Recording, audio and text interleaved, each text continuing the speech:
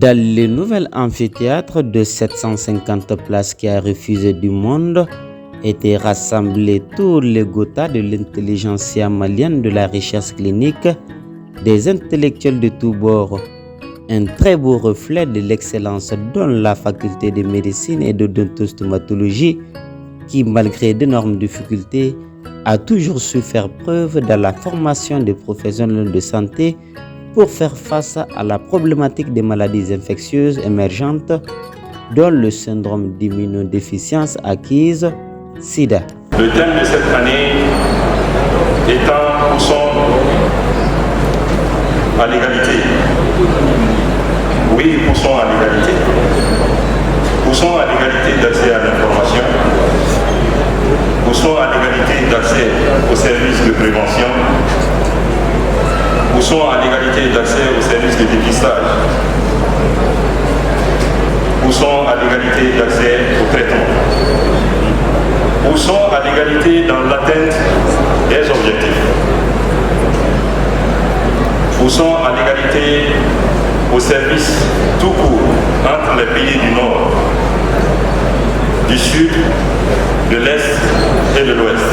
Malgré les faibles prévalences du VIH au Mali, force est de constater avec amertume que la pandémie VIH-Sida reste encore un problème majeur de santé publique au Mali et que les nouvelles infections ont été plus nombreuses que prévues et touchant principalement les nouveau-nés, les mères séropositives et surtout les jeunes de 15 à 24 ans. La diminution des nouvelles infections du VIH que notre pays connaît de nos jours a été également rendue possible grâce aux engagements indéfectibles des partenaires internationaux dont le service des maladies infectieuses et les instituts nationaux des États-Unis d'Amérique aux côtés des chercheurs nationaux. Le gouvernement des États-Unis, en collaboration avec d'autres partenaires de développement, soutient le gouvernement du Mali dans sa lutte contre le VIH-Sida dans le pays depuis 1988. Le Mali a réalisé des progrès dans la diminution du nombre de nouvelles infections par le VIH dans la population générale.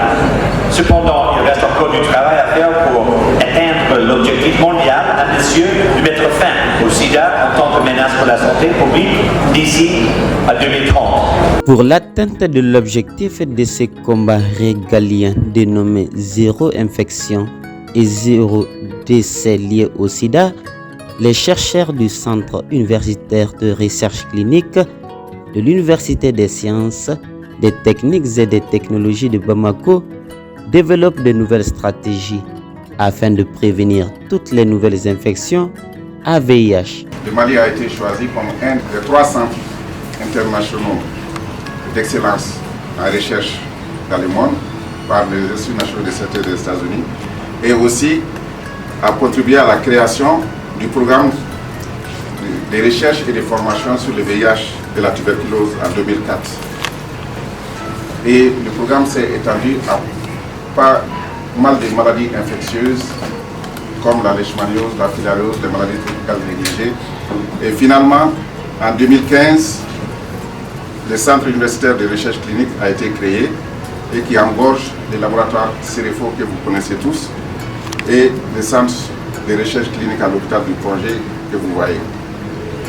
Ces laboratoires, grâce aux investissements pour la lutte contre le VIH et la tuberculose, a fait que le Mali a eu le laboratoire P3, un des rares laboratoires de ce niveau dans la sous-région.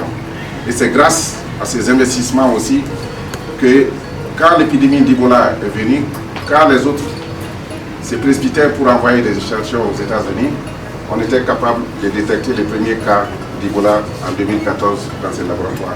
Rappelons que l'atteinte des objectifs visés en matière de lutte contre des maladies infectieuses, comme celle à l'ordre du jour, passe nécessairement par la prise en compte des préoccupations des personnes dédiées à la formation des ressources humaines de qualité.